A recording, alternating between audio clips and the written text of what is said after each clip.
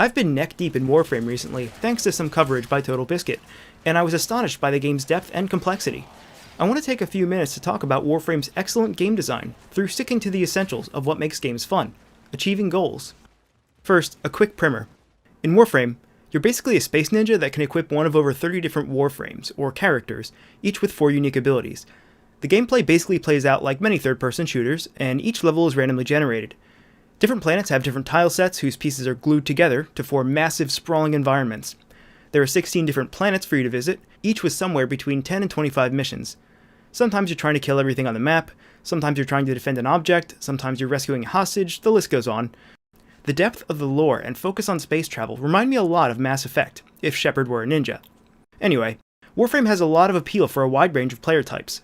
For one, there are a billion different weapons to collect, whose blueprints drop randomly from monsters all over the game. This in turn allows for an extensive crafting system and trade economy, which can further a player's investment in the game. You can also get a leg up by paying real money to progress faster. In other words, it's free to play, but let me be clear, it's definitely not pay to win. Weapons, warframes, and many other resources can be bought with an in-game resource called Platinum that is tradable. In other words, you could accrue thousands of Platinum by playing the trade market or selling gear you don't want instead of paying for it. As fascinating as it would be to discuss in depth how Warframe's free-to-play model plays out, we'll have to save it for another time. Now with that intro out of the way, let's see why Warframe makes setting goals fun. The basic idea behind all good game design is to do 2 things for the player. Give them short and long-term goals, and the methods through which they can achieve those goals. Okay, well let's take a look at the short-term goals that the player is presented with in the first few hours. Your first goal is to confront the game's first storyline boss on the planet Mercury, but we can go even shorter term than that. Your first goal is to upgrade various components of your ship to unlock travel to Mercury to reach the boss, but we can go even shorter term than that. Your first goal is to complete the mission of whatever sector you're in, but we can go even shorter term than that. Your first goal is to exterminate every enemy in the map, but we can go even shorter term than that. Your first goal is to hack a computer terminal to unlock doors, but we can go even shorter term than that. Your first goal is to clear out a room of enemies so that you can get the loot behind them. I think you see the pattern here. If the long-term goal here is to confront the boss on Mercury, then that goal actually consists of many short-term goals that you'll be able to start working on right away. Each short-term goal is built upon others, and each short-term goal acts as a foundation for the ones above it. We can also start small and go in the other direction.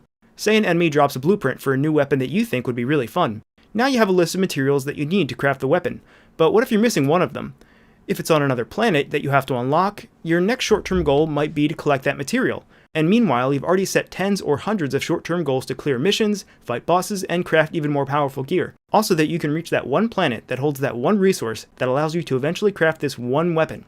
More powerful weapons often require a set of 4 blueprints specific to that weapon, each of which usually drops in an entirely different area of the game. And the cherry on top here is that there are over 250 weapons.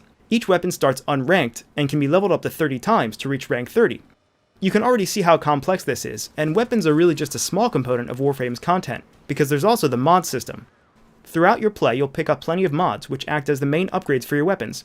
Each mod has its own levels that you can raise by spending currency or excess mods, and weapons have space for 8 mods each. If you have 8 mods you want to level up, and each one caps at level 5, that's 40 or so different short-term goals that you can set for yourself, nested in the long-term goal of completing a single build, out of potentially millions or billions of different weapon builds. So there, that's one long-term goal comprised of many short-term goals, and the outcome is that you have created one new weapon. But there are over 250 weapons, and more are being added all the time. All weapons, and indeed anything you craft, requires time. Most weapons take 12 or 24 hours of real-world time to complete, which is a nice incentive to keep you logging on consistently.